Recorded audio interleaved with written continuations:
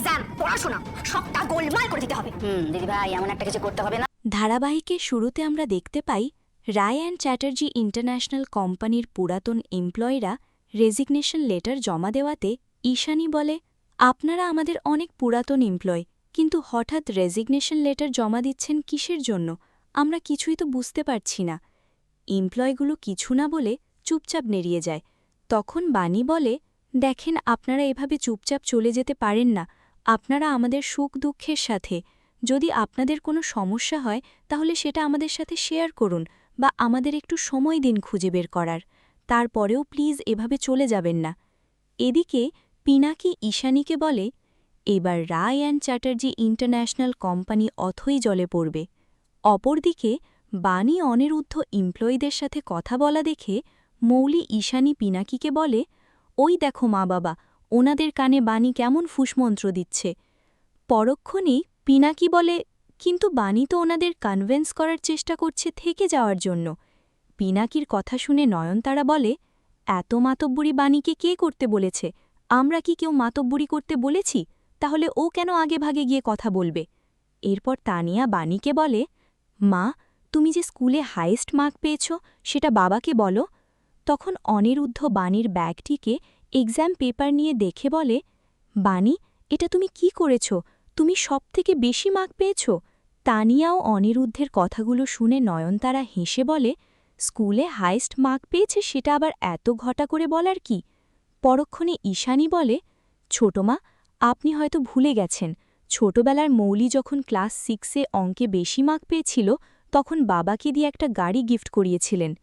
ঈশানীর কথা শুনে নয়নতারা মনে মনে বলে, সেটা তো আমি নিজে চলার জন্য বলেছিলাম। এরপর বিদ্যুৎ বলে, এমন গিফট আমি কখনো পাইনি, সেজন্য আমার লেখাপড়াটাও হয়নি, সেটা কি আমার দোষ? পরবর্তীতে পিনাকি বলে, সাফল্য কখনো ছোট বড় হয় না, যে কোনো সাফল্যই একসময় বড় হতে পারে, এভাবে হাসি ঠাট্টা করার কিছু নেই। পরের সিনে আমরা দেখতে পাই অনিরুদ্ধ বাণীর জন্য বই নিয়ে আসে আর বলে, এখন আর কোনো কাজ নাই, শুধু মন দিয়ে পড়াশোনাটা করবে। বাণী বলে, মন আর দিতে পারলাম কোথায়? অনিরুদ্ধ বলে, কেন, তোমার মন আবার কোথায় গেল? পরক্ষণে বাণী বলে, মন তো মনের জায়গাতেই আছে, কিন্তু মাথাটা মাথার জায়গায় নেই। অফিসের ব্যাপারটা আমাকে খুব ভাবাচ্ছে। যদি সত্যি ব্যাপারটা ঘটে থাকে তাহলে কি করে আমরা সমাধান করব? অফিসের কথা শুনে অনিরুদ্ধ বলে, অফিসের বিষয়টা আমি দেখে নেব, তুমি এখন শুধু মন দিয়ে পড়াশোনাটা করবে। কথাটা বলে অনিরুদ্ধ বাণীকে ধরে চেয়ার টেবিলে বসায়। অন্যদিকে আমরা দেখতে পাই তানিয়া ড্রয়িং রুমে পেটে হাত দিয়ে পায়চারি করছিল। তখনই অনিরুদ্ধ এসে বলে, প্রিন্সেস, তোমার কি খিদে পেয়েছে? তানিয়া বলে, হ্যাঁ, কিন্তু মা জানতে পারলে তো এখনই উঠে আসবে।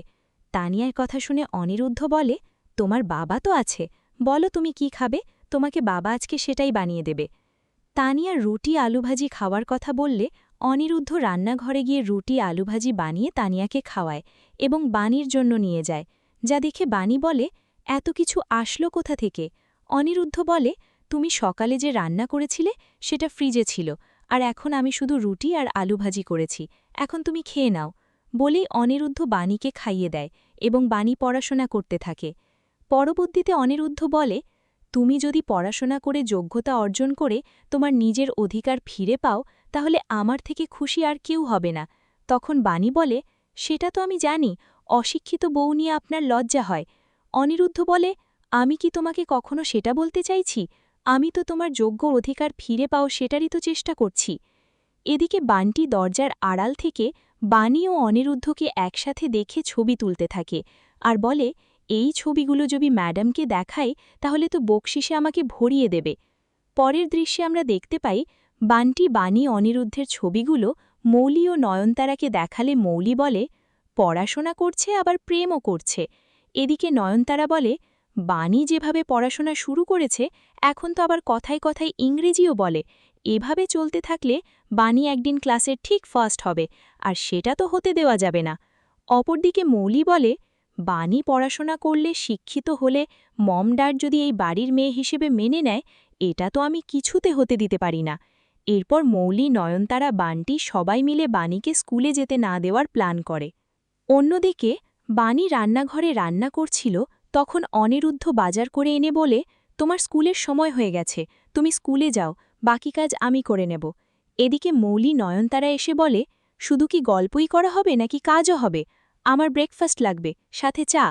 মৌলি বলে, তারপর আমার জামা কাপড়গুলো কেচে দেবে, অনেক ভালোবাসার পড়ে আছে সেগুলো পরিষ্কার করবে। মৌলি নয়নতারার এত এত কাজের কথা শুনে অনিরুদ্ধ বলে, তোমরা কি মানুষ, একটা মানুষকে এতগুলো কাজ করাবে? পরক্ষণে নয়নতারা হেসে বলে, কি সুন্দর করে কথাটা বললে, আমরা গরু ছাগল মহিষ নাকি? তখন অনিরুদ্ধ বলে, হয়তো গরু ছাগলের মধ্যে মনুষ্যত্ব খুঁজলে পাওয়া যাবে, কিন্তু তোমাদের মধ্যে সেটাও পাওয়া যাবে না। এদিকে বানটি দরজার আড়ালে গিয়ে ঘড়ির সময়টা আরও পিছিয়ে দেয়। পরবর্তীতে বাণী মৌলি নয়নতারা সব কাজ মেনে নেয়। শেষ পর্যায়ে আমরা দেখতে পাই বাণী একের পর এক মৌলি ও নয়নতারাকে খাবার বানিয়ে দিতে থাকে। তখন অনিরুদ্ধ এসে বলে, তুমি এখনও রান্নাঘরে, স্কুল এত দেরি হয়ে যাচ্ছে। পরক্ষণে সেখানে তানিয়া চলে আসে আর বলে, মা, আমি তো বর্ষার ঘরে দেখে আসলাম 9টা বেজে গেছে, তাহলে তুমি এখনও স্কুলে যাওনি কেন?